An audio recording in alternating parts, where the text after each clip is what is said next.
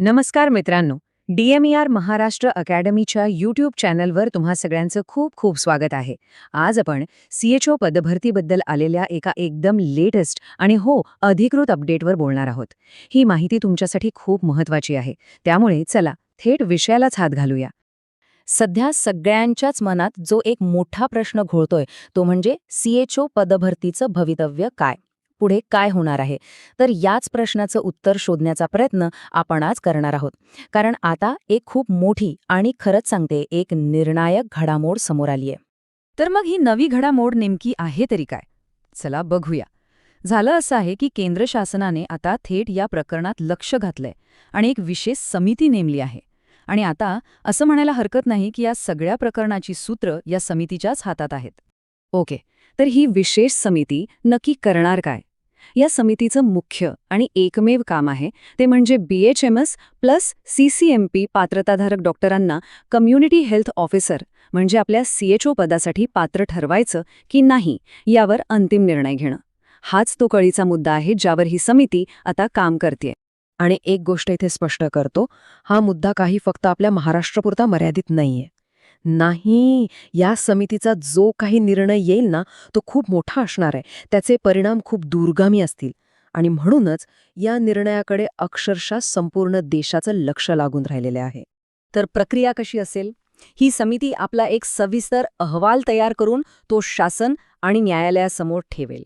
आणि सगळ्यात महत्त्वाची गोष्ट म्हणजे ह्याच अहवालाच्या आधारावर जो काही फायनल निर्णय घेतला जाईल तो संपूर्ण देशभरात लागू केला जाणार आहे. म्हणजे हा एक राष्ट्रीय स्तरावरचा निर्णय ठरणार आहे. बरं, मग याचा नेमका परिणाम कशावर होणार? तर ऐका, या निर्णयामुळे थेट परिणाम होऊ शकतो तो म्हणजे संपूर्ण CHO भरती प्रक्रियेवर. दुसरं म्हणजे पात्रतेचे जे निकष आहेत ते बदलू शकतात. आणि तिसरं म्हणजे या धोरणाची अंमलबजावणी कशी करायची यावरही याचा थेट परिणाम होणार आहे. म्हणजे बघा, किती मोठ्या गोष्टी या एका निर्णयावर अवलंबून आहेत. ओके, तर आता पुढे काय? आपल्यासाठी कोणत्या तारखा सगळ्यात महत्त्वाच्या आहेत? चला आता त्यावर एक नजर टाकूया. म्हणजे आपल्याला पुढची दिशा अगदी स्पष्ट होईल. आता या 2 तारखा आपल्या सगळ्यांसाठी अत्यंत महत्त्वाच्या आहेत, त्या लक्षात ठेवा. पहिली तारीख आहे 7 जानेवारी 2026.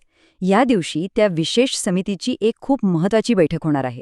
आणि त्यानंतर दुसरी तारीख आहे 22 जानेवारी 2026. या दिवशी पदभरतीवर जी स्थगिती आहे त्याबद्दल पुढची न्यायालयीन सुनावणी आहे.